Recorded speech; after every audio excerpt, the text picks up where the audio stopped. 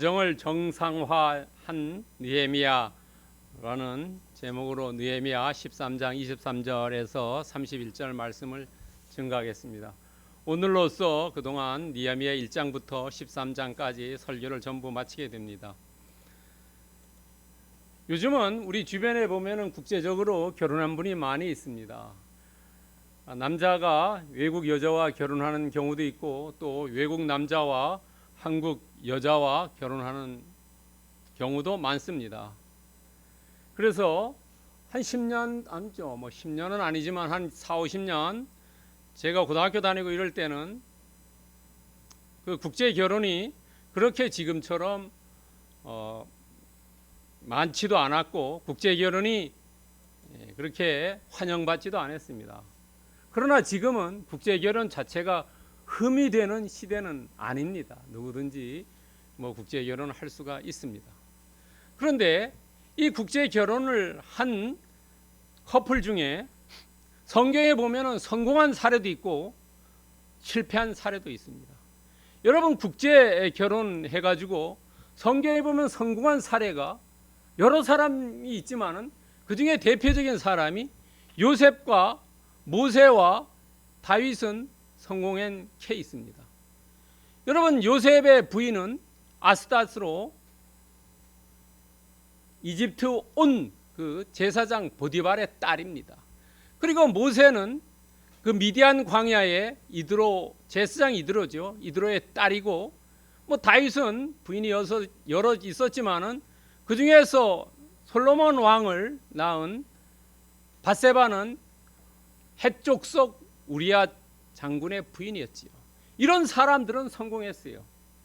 자, 그러면은 성공한 사례가 있으면은 반드시 실패한 사례가 있죠. 실패한 사례가 누구냐면 바로 솔로몬입니다. 오늘 본문에도 나오지요. 실패한 경우입니다. 그러면은 성공한 사례와 실패한 사례가 있는데 왜 요셉, 모세, 다윗은 성공했고 솔로몬은 왜 실패했냐는 거예요. 그것은 어디에 관점을 두느냐 하는 겁니다. 하나님의 관점을 두고 본다면은 요셉, 모세, 다윗은 결혼해도 하나님을 잘 섬겼고 솔로몬은 결혼해서 하나님을 떠난 사람입니다. 거기가 다른 겁니다. 여러분, 오늘날도 딸들은 시집 보내면 끝입니다. 그러나 며느리를 잘 맞이해 가지고 그 믿음이 전달되면은 그 아들은 결혼이 성공한 거지만은 며느리를 맞아들어서 아들이 신앙이 전달이 안 되면 그것은 실패한 겁니다. 그래서 성경에서 고린도후서 6장 14절에서 얘기하고 있어요. 뭐라고 얘기하냐면 너희는 믿지 않는 자와 멍에를 매지 말라는 겁니다. 여기서 믿지 않는 자는 하나님을 믿지 않는 것도 되고, 또 하나는 여러 가지 의미가 있어요. 정치적으로 얘기하면 한 사람은 야당이고 한 사람은 여당이면 이 집안에 매일 쌈박질밖에 안 난다는 거지요. 또 한 사람은 장사하러 가야 되겠다고, 한 사람은 놀러 가야 되겠다 하면 싸움이 일어난다는 거죠. 하나가 되는 걸 얘기한다는 겁니다. 여러분, 믿지 않는 자라는 것은 하나가 되지 않는 상태를 얘기하는 겁니다. 그래서 우리는 교회도 그렇고 국가도 그렇고 하나가 되어야 되는데 하나를 이루지 못할 때는 거기에 멸망이 기다리고 있다는 겁니다. 여러분, 요셉과 다윗과 모세는 성공한 사람이지만 솔로몬은 실패한 사람이라는 거예요. 솔로몬이 젊을 때는 머리가 좋았지만은 나이가 들수록 이것이 잘못된 길로 갔다는 겁니다. 솔로몬도 후궁이 700명이고 첩이 300명, 약 1000명의 사람이 있었습니다. 그 중에서 생각해 보세요. 얼마나 헷갈렸겠습니까? 많은 외국의 신들을 다 데려왔어요. 산당을 막 지었어요. 자기 부인들을 위해서. 그러니까 나중에 하나님께서 헷갈리게 했고 나라가 두 쪽으로 나누어졌습니다. 자, 이 우리의 삶도, 우리의 자식의 삶도 이게 믿음이 전달되어야 되는데 정말로 딸은 떠나보내고 며느리를 어떤 사람을 맞아 들이느냐에 따라서 그 집안이 흥행할 수도 있고 그 집안이 망할 수도 있다는 거죠. 솔로몬처럼 나라가 두 쪽으로 날 수도 있습니다. 자, 오늘 이 결혼 문제가 핵심입니다. 그래서 제목이, 설교 제목이 가정을 정상화한 느헤미야입니다. 이 헷갈린 가정, 박살난 가정을 어떻게 정상화 시켰느냐 하는 겁니다. 이것을 통해서 우리가 어떤 교훈을 체득할 수 있느냐 하는 겁니다. 자, 첫 번째, 어찌 용납하겠느냐 하는 겁니다. 23절에서 27절의 말씀입니다. 여기에서는 강력한 리더십이 필요하다는 겁니다. 자, 오늘 본문에 보면은 국제 결혼이 나옵니다. 국제 결혼이 나오는데 오늘 느헤미야가 봤을 때는 주로 세 군데에 있는 전 여자들을 데리고 와서 결혼시킵니다. 자, 보면은 국제 결혼인데 아스돗은 도시 이름인데 이게 어디의 도시이냐면 블레셋의 도시 이름입니다. 그 다음에 암몬이 나오고 모압이 나옵니다. 여러분, 느헤미야 4장 7절을 보시기 바랍니다. 오늘 성경 4장 7절에 보면은 산발락과 도비야와 아라비아 사람들과 암몬 사람들과 아스돗 사람들이 예루살렘 성이 중수되어 그 허물어진 틈을 메꿔 저 간다함을 듣고 심히 분노했다는 겁니다. 이 국제결혼한 이 상대들이 느헤미야와 대적의 관계에 서 있어요. 서로 중상모략하는 거죠. 서로 시기 질투하는 그런, 알기 쉽게 하면 집안과 결혼했다는 겁니다. 그러니까 바람직하지 않은 국제결혼 한 겁니다. 결국은 안목의 정욕을 따라 결혼한 것으로 보입니다. 이 결혼했으니까 자녀가 생기지요. 근데 자녀가 반벙어리라는 겁니다. 유대말을 못했어요. 엄마가 이 나라 말만 했다는 겁니다. 언어는 그 사람의 사고를 형성시키는 데 매우 중요합니다. 여러분, 가까운 일본에 가면은 일본 사람들이 친절하지요. 왜냐하면 일본어 자체가 그렇게 되어 있기 때문에 그렇습니다. 우리나라 말하고 다릅니다. 우리나라는 과격하지요. 말 자체가 그렇습니다. 언어가 그 사람의 사고를 지배합니다. 그런데 이 자녀들이 자기네 나라 말을 못하는 겁니다. 여러분 생각해 보세요. 한국에 살면서 한국어를 못하면은 그 어떻게 되겠습니까? 본인도 불편하지만은 그 다음 세대에 가면은 나라가 이상하게 되겠죠. 여러분, 우리나라에서도 어떤 몰지각한 정치인은 이민을 받아들이자고 이야기합니다. 그 정치는 몰지각한 겁니다. 제가 보기에. 이민을 받아들여서 오늘날 유럽을 여러분들 자세히 보세요. 오늘날 유럽이 왜 그렇게 됐냐. 일하러 오는 사람은 비자 줘서 일하고 일이 마치면 돌아가면 되는 겁니다. 이민을 받아들일 필요가 없어요. 제가 보기에는. 싱가포르도 그렇게 살아가고 있습니다. 이 자녀들이 반벙어리가 되었습니다. 그러니까 느헤미야가 봤을 때 이거 큰일 아닙니까? 다음 세대가 연결이 안 돼요. 그럼 여기서 끝나는 거 아니겠습니까? 그래서 이 느헤미야가 이 사람들을 불렀습니다. 불러가지고 책망합니다. 그리고 책망해도 말 안 들으니까 저주합니다. 조금 더 강도가 높아졌어요. 그리고 그래도 말 안 들으니까 때렸어요. 그리고 또 말 안 들으니까 뽑았다는 것은, 머리를 뽑았다는 것은 무슨 얘기냐면 머리를 깎았다는 겁니다. 중동 지역에서 여러분들 이 수염이 있지 않습니까? 이 수염이 깎인다는 것은, 그것은 목숨이 없어지는 것과 같습니다. 여러분, 그래서 이 사람들이 어느 지역을 침범하면 그 지역의 추장을 데려다가 이걸 깎습니다. 그러면 그 사람은 죽은 목숨입니다. 그래서 이 느헤미야가 이렇게 한 겁니다.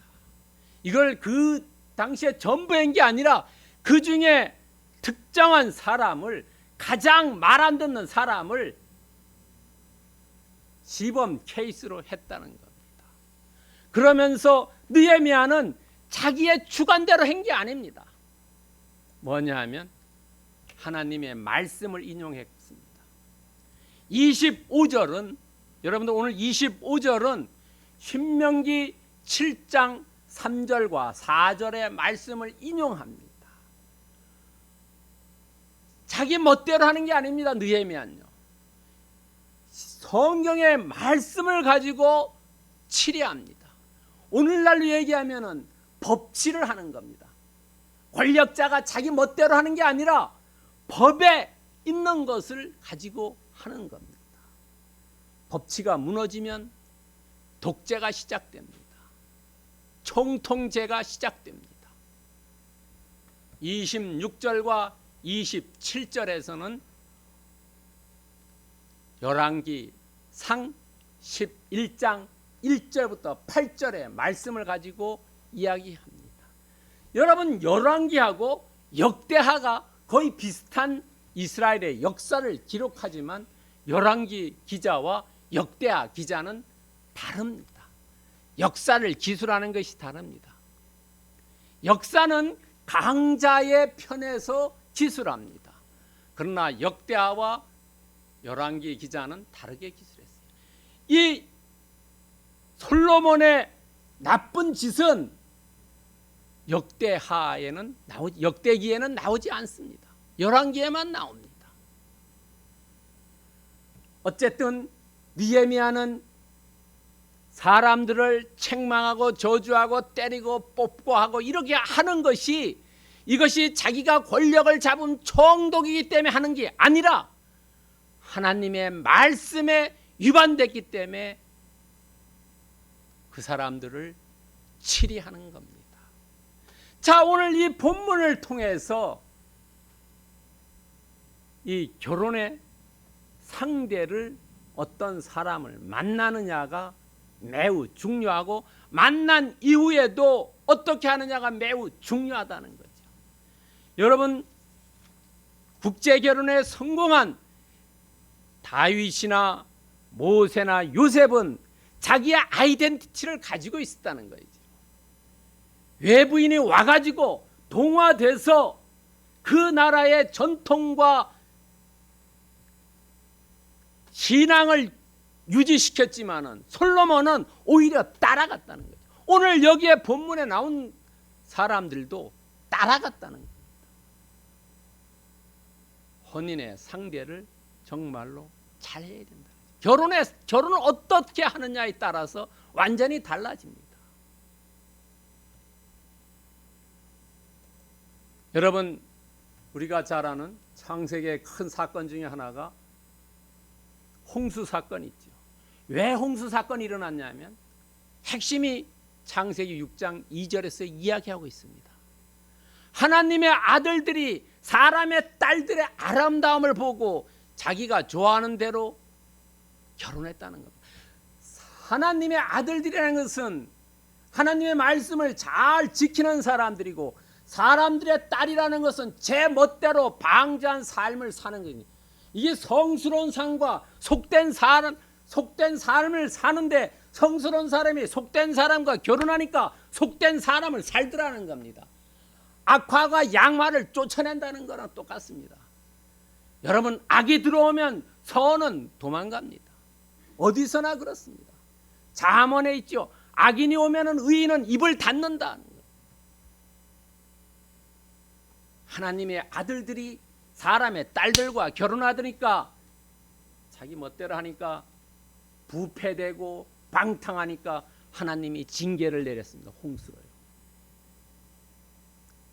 혼인 상대를 어떤 사람을 택하느냐는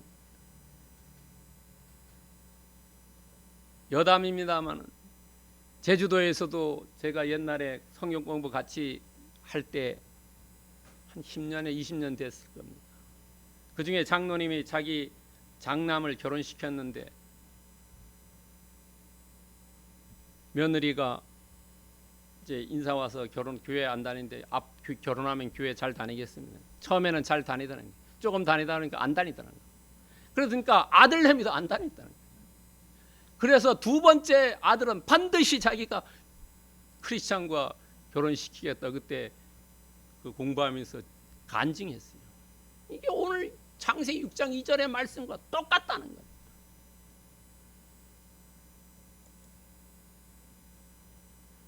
그러면 어떻게 혼인 상대를 취해야 되느냐 하는 겁니다. 어떤 며느리를 택해야 되느냐. 창세기 24장 3절과 4절에 답이 있습니다. 어떤 답이냐면 아브라함이 종 에벤 에셀인가요? 그 종을 보내면서 며느리를 이삭의 며느리를 데려오라죠. 그때 이 얘기하는 것입니다. 너가 가나안 족속에서 구하지 말고 내 고향 내 족속에 가서 택하라니. 가나안 족속은 타락되고 형편없는 영적 세계를 가지고 있는 사람들에게 성속이면 속이 세상적인 것이다. 하나님을 우선시하지 않고 자기의 삶이 우선이 되는 우상을 섬기는 그런 데서 데려오지 말라는 거예요. 오늘날로 얘기하면 결혼 조건을 보고 하지 말으라는 거예요. 그 사람의 신앙을 보고 해야 된다. 그래서 내 고향 내 족속에 가서 아내를 택해라는 거예요. 조건이 아니라 믿음이라고. 그것이 이렇게 해야지 올바른 결혼 상대가 되고 믿음이 흘러간다는 겁니다. 그러니까 강력한 리더십을 가진 느헤미야는 이것을 어떻게 내가 용납하겠느냐는 거예요. 도저히 내 눈에 흙이 들어가기 전에 내 용납하지 못하겠다. 딱 결정을 내린 겁니다. 두 번째, 떠나게 하였느니랍니다. 28절입니다. 분명한 경계선입니다. 레드선을 넘은 것들은 쫓아내야 된다는 거죠. 교회에서도 레드선을 넘으면 치리하지요. 추방시키지요.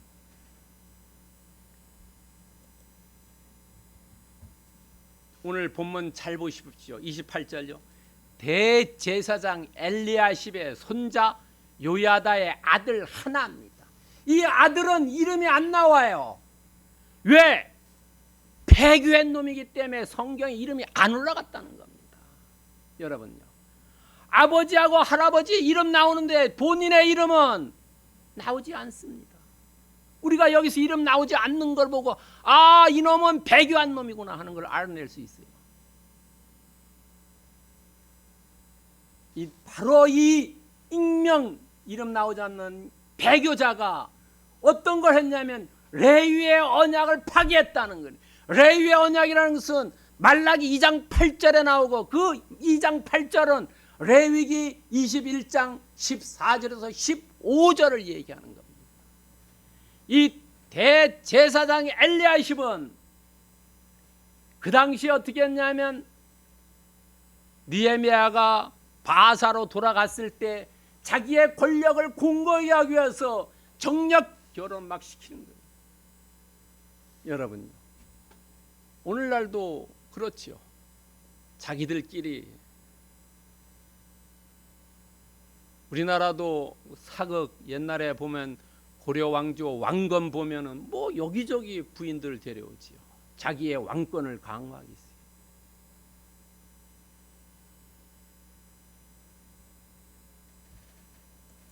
그런데 어떤 사람의 사위가 됐냐면 호른 사람입니다. 이 호른 사람 산발랏은, 호른이라는 것은 암몬의 도시 이름입니다. 그러니까 암몬 사람입니다. 그리고 산발랏은 느헤미야 2장 10절 19절 4장 1절 6장 1절에서 2절 5절 12절 14절에 보면은 느헤미야와 대적의 관계에 서 있던 사람입니다. 아무리 권력이 좋다 하지만은 이 여호와 하나님을 반대한 세력, 이것을 품는다는 것은 올바르지 않은 겁니다. 여러분, 정말로 잡다한 사람들을 다 포용한다, 그게 사랑이다. 그건 사랑이 아닙니다. 포용해야 될 건 포용하고 포용하지 않을 것은 내쳐야 하는 겁니다. 그게 사랑입니다. 여러분, 가나안 7족속을 여호와 하나님께서 들어갔을 때 다 죽이라 했습니다. 진멸하라고 했어요. 그게 맞는 겁니다. 하나님 말씀에 따르지 않는 백성들은 다 잘라내야지 올바른 신앙이 전달이 되는 겁니다. 이 대적자, 자기의 권력을 위해서 대적자와 같이 혼인관계를 맺었다는 겁니다. 그러니까 느헤미야가 보니까 황당했지요. 그래서 단호한 결정을 내립니다. 이 당시에 최고의 권력자입니다. 대제사장은. 그러나 느헤미야는 선을 걷습니다. 쫓아보내라, 떠나게 해라. 악이 있으면 이 악을 누룩처럼 이것이 커지기 때문에 빨리 도려내야 되는 겁니다. 여러분, 우리 안에 암세포가 있다면 암세포 도려내지 않으면 계속 퍼지지요. 암세포 같은 존재라는 거죠. 포도원의 작은 여우라는 겁니다. 그러면서 사명을 감당하지 못하는 자는, 대제사장은 그 당시에 세습입니다. 사명 감당하지 못하고 레드선을 넘은 자들, 이런 자들은 쫓아내야 됩니다. 사명을 감당해야 됩니다. 오늘 본문을 통해서 28장 우리에게도 주어진 사명이 있는데 이 사명을 감당하지 못하면 우리도 주님으로부터 추방당한다는 겁니다. 여러분, 마태복음 22장 13절에 예수님께서 말씀해 주시고 있습니다. 여러분, 마태복음 22장 1절부터 13절에는 혼인잔치의 비유입니다. 여러분 잘 알다시피 많은 사람 막 데려오라 그랬어요. 그 중에 예복을 입지 않은 사람 하나 있었어요. 그 사람 쫓아라. 자기의 사명을 감당하지 못하는 그런 사람은 필요 없다는 겁니다. 그래서 바깥 어둠에 내던져라. 거기서 슬피 울겠다는 겁니다. 우리도 사명을 감당하지 않고 이 땅에서 내 멋대로 살다가 주님 전에 올라갔을 때 똑같은 일을 당한다는 겁니다. 여러분, 마태복음 25장 13절의 달란트 비유에서도 한 달란트 받은 자는 땅 속에다가 묻어놨지요. 그러면서 마지막에 뭐라고 주님으로부터 책망받습니까? 바깥 어두운 데로 너도 가라. 거기서 너가 슬피 울며 이를 갈 것이다. 너의 사명을 감당하지 못했으니까 너는 그런 대우밖에 내가 해주지 못하겠다는 겁니다. 여러분, 우리에게도 다 사명과 소명이 있다는 거죠. 하나님이 주셨어요. 큰 사람은 큰 대로, 작은 사람은 작은 대로. 금그릇, 은그릇, 질그릇 있지만은 어떻게 깨끗하느냐에 따라서 쓰임이죠. 우리가 사명을 내가 주어진 것 잘 감당하면 나는 나대로 최선을 다했다는 겁니다. 오늘 대제사장 엘리야스의 손자 요야다의 아들 익명인 이 사람은 대제사장이는 직분을 망각하고 국제결혼을 해버렸다는 거죠. 그 당시에 대제사장은 자기 종족 중에 처녀와 결혼해서 살으라고 분명하게 레위기 21장 14절부터 15절에서 말씀하고 있는 거, 이것을 파괴해버렸다는 거예요. 그러니까 쫓겨났다는 겁니다. 여러분, 우리도 하늘나라 주님 전에 갔을 때 쫓겨나지 않도록 사명을 잘 감당하시기를 축원드립니다. 세 번째는 복을 주시옵소입니다. 29절에서 31절 하나된 정체성입니다. 그들을 기억하옵소서. 자, 그들을 기억하옵소서. 기억해달라는 것은 간구한다는 거죠. 뭘 간구하냐? 저 자들을 기억해달라는 겁니다. 7일을 간구하는 겁니다. 여러분, 로마서 12장 19절이나 히브리서 10장 30절에 보면은 너희들이 보복하지 말아라, 내가 대신 보복해 주겠다. 그러니까 느헤미야는 그것을 여호와 하나님께 치료해 달라고 올리는 겁니다. 그것을 기억해 주십시오라고. 그러면서 가정을 비정상화해서 정상화시킵니다. 어떻게 하냐면 말 안 듣는 것들은 추방합니다. 그리고 성전을 정결화시킵니다. 레위 자손들을 복직시킵니다. 그리고 업무를 분장합니다. 이거 오늘 본문에 보면은 정한 기한에 나무와 처음 익은 것을 드리게 합니다. 이것이 비정상화를 정상화시키는 겁니다. 개혁을 완수시키는 겁니다. 그동안 성전이 있으나 마나 했는데 성전이 성전답게 만드는 겁니다. 그리고 오늘 마지막에 느헤미야가 기도합니다. 나를 기억하사 복을 주시옵소서. 복이라는 것은 히브리어로 토브인데, 이 토브라는 것은 영어 성경 보면 굿이나 페버리시로 써 있습니다. 이건 무슨 말이냐면 복을 주시는 게 아니라 내가 지금까지 이렇게 주님을 위해서 열심히 일했는데 이것을 선하게 좀 봐달라는 겁니다. 우리도 어떨 때 그렇죠. 열심히 이렇게 내가 일한 것 좀 잘 봐주세요 라는 의미입니다. 강청 기도입니다. 왜 강청 기도했습니까? 여러분, 생사 화복은 누구의 손에 있습니까? 생사 화복은 하나님의 손에 있습니다. 느헤미야는 자기의 최선을 다했지만은 그것을 성사시키고 성패를 누구의 손에 의해서 이루어집니까? 여호와 하나님의 손에 의해서 이루어집니다. 내가 계획할지라도 내 길을 인도하시는 분은 여호와 하나님이라는 거예요. 여러분, 그렇기 때문에 느헤미야는 마지막에 복을 주시옵소서, 나를 선하게 봐주시옵소서라고 기도한 거죠. 시편 34편 6절에 보면은 곤고한 자가 부르짖음에 모든 환난에서 구원하셨다는 겁니다. 기도할 때 하나님께서 들어주셨다는 겁니다. 베드로전서 5장 7절에도 말씀하고 계세요. 너희의 염려를 다 주에 맡겨라.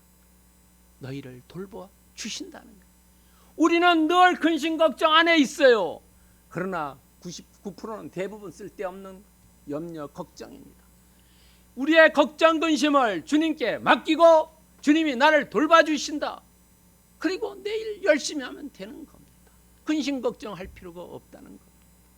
왜? 생사 화복은 누가 주장하냐? 내가 주장하는 게 아니다는 거예요. 하나님께서 주장하기 때문에 우리는 하나님께 맡기고 내일, 오늘이나 내일이나 충실하게 살면 그것으로 오케이라는 거예요. 그렇다면 오늘 본문의 말씀을 통해서 우리가 어떻게 삶에 적용할 것이냐. 가정을 정수한 느헤미야는 오늘 본문을 통해서 핵심적인 것을 얘기해요. 신앙교육의 힘, 신앙교육의 힘을 얘기하고 있어요. 이 후대가 말을 못하면 큰일 난다는 거죠. 그러기 위해서 우리는 누구를 만나느냐의 만남의 축복이 있어야 된다는 거지요. 여러분, 요야다의 아들이 만약에 제사장 사람을 만났으면 추방당할 일이 없었다는 거지요. 우리가 어떤 사람을 만나느냐, 어떤 선생님을 만나느냐, 어떤 배우자를 만나느냐, 어떤 목사님을 만나느냐에 따라서 다르다는 겁니다. 어떤 회사의 사장님을 만나느냐에 따라서 다르다는 겁니다. 만남의 축복이 있어야 된다. 두 번째는 언어 교육입니다. 나이가 들어도 치매 당하지 않으려면 한문을 공부하고 영어를 공부하고 일본어를 공부하고 중국어를 공부하고 이런 치매 안 한다. 언어 교육이요. 유대인들은 언어 교육을 3가지를 가르친다고 합니다. 자기나 히브리어, 영어, 그 다음에 또 다른 언어를 가르친다는, 세계 어디에서도 살아남을 수 있게. 그 사람들이 세계 어디에서 살아남을 수 있는 것은 3가지입니다. 언어를 할 수 있다. 여러분, 예수님도 4가지의 언어를 하신 분입니다. 예수님이 그냥 한 사람이 아닙니다. 언어를 4가지나 말씀하신 분입니다. 언어 교육을, 그 다음에 우리의 미래를 주님에게 신탁하자는 거죠. 내가 하는 게 아니라, 내 인생 내 멋대로 사는 게 아니라 주님에게 맡기고 나는 오늘 주어진 사명과 소명의 최선을 다하자는 겁니다. 그러기 위해서는 여호수아서 2장 24장 15절에서 얘기하고 있어요. 이렇게 하기 위해서는, 가정을 정상화하기 위해서는 뭡니까? 하나가 되어야 된다. 오직 나와 내 집은 여호와를 섬기겠다는 거예요. 여호와를 섬기지 않는 집은 안 된다는 거예요. 여호와를 모든 가족 구성원이 섬길 때 그 집에 축복이 내린다는 겁니다. 여러분, 섬기고 이 섬김이 내 대만이 끝나는 게 아니라, 느헤미야가 이방 여자와 결혼해서 그 자식이 말을 못한 것에 분개했듯이. 왜 분개했을까요? 신앙이 연결이 안 되기 때문에 분개한 거지요. 여러분, 이 당대에서 우리 집은 여호와만 섬기느라가 아니라, 디모데후서 1장 5절에 보면 디모데의 할아버지, 할머니, 어머니, 자기 대에까지 3대의 신앙이 연결되지 않습니다.